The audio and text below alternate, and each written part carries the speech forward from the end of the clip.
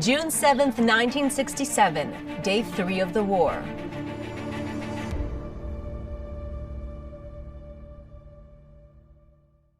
The previous day, Israeli troops had reached the strategic high point of Mount Scopus in Jerusalem.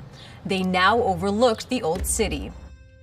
For the last 19 years, Jerusalem had been divided. In 1948, Jordan had captured the eastern part of the city, which included the Old City and the Temple Mount, the location of the ancient Jewish temple, Judaism's holiest site. Under Jordanian rule, Jews were evicted from the Jewish quarter, synagogues were destroyed, and the Mount of Olives, Judaism's oldest and holiest cemetery, was vandalized. For 19 years, Jews had been barred from access to their holy sites in eastern Jerusalem, despite the rights promised in the 1949 Armistice Agreement. In the early morning of June 7th, the Israeli paratroopers advanced on the Holy City. They advanced without artillery support, seeking to prevent damage to the city's ancient and historic sites. The battle lasted from early morning to the afternoon, when the announcement was made on the radio. Har Habayit Be'yadenu. The Temple Mount is in our hands.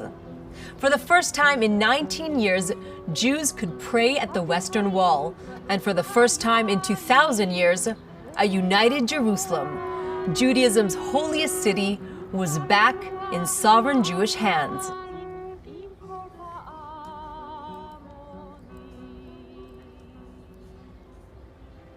After capturing Jerusalem, the paratroopers moved south to reinforce other forces in the West Bank areas surrounding the city. The cities of Hebron, Bethlehem, and the region of Gush Etzion were captured with little to no resistance. The West Bank, the historical birthplace of the Jewish people, which until 1948 had maintained a Jewish presence for 3,000 years, was once again under Jewish control. The battle on the Eastern Front was virtually over, but in the north, the fighting continued.